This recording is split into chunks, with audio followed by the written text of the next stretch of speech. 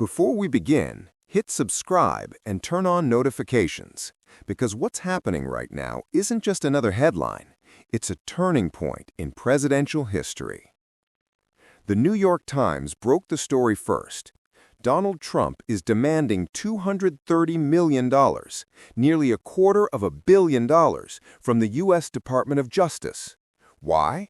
According to the report, Trump wants compensation for the federal investigations launched against him, from the 2016 Russia probe to the classified documents case that led to the FBI search at Mar-a-Lago.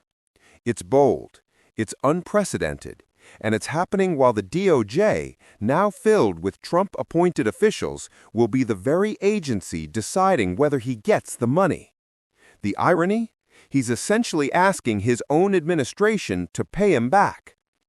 New York Times correspondent Tyler Pager, who co-wrote the breaking piece, joins in from the campaign trail. Pager explains, these complaints date back to before Trump's second term began. They involve two separate investigations, the Russia election interference probe and the FBI's Mar-a-Lago search for classified materials. The striking detail? The people now handling these claims are Trump's former campaign lawyers repurposed as Justice Department officials. In other words, the referee, the player, and the team are now all the same person. When asked to respond, Trump's legal team issued a statement to CNN. President Trump continues to fight back against all Democrat-led witch hunts, including the Russia hoax and the unconstitutional and un-American weaponization of our justice system by crooked Joe Biden and his handlers. It's the same rhetoric, but this time with $230 million of taxpayer money at stake. The timeline is staggering.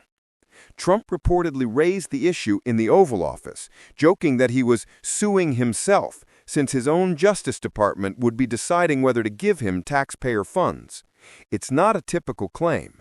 It's an administrative appeal, and one that targets some of the highest names in U.S. law enforcement: Attorney General Merrick Garland, FBI Director Christopher Wray, and Special Counsel Jack Smith. The very people who once investigated him are now named in his compensation request. Once the news broke, the analysis came fast. CNN's panel broke it down. Journalists, strategists, and legal experts, each weighing in on what they called a bizarre and dangerous precedent. Jonah Goldberg called it weird politics. He's asking for taxpayer money during a government shutdown. People are losing paychecks, and the optics of Trump collecting nearly $250 million are wild. Lulu Garcia-Navarro added, "This isn't abstract. That's our money, my money, your money, the people's money, going directly to the president's pocket."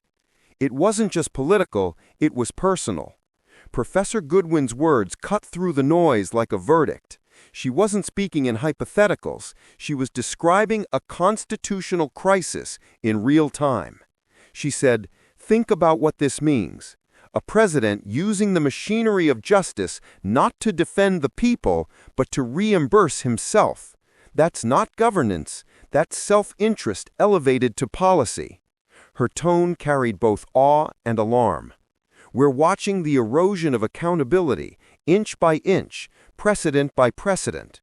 When a leader can file a claim against his own Justice Department and the people deciding the outcome are loyal to him personally, the foundation of impartial law collapses. The panel fell silent. The cameras zoomed in. Across the country, the realization settled like dust after an explosion. This wasn't just another Trump controversy. It was a test of the Constitution itself, and no one knew who would blink first. So here we are, a former president, and now sitting one again, asking the Justice Department to pay him $230 million, money that would come directly from American taxpayers. It's never been done. There's no historical parallel. Not under Nixon, not under Clinton, not under anyone. If Trump succeeds, the precedent changes everything, not just for him, but for every president who follows. The question now isn't whether he'll get the money, it's how far he'll go to make sure he does. What do you think? Is Trump reclaiming justice or rewriting it? Drop your thoughts below. Subscribe to the channel for deep-dive political breakdowns, cinematic storytelling, and the truth behind the headlines that shape history.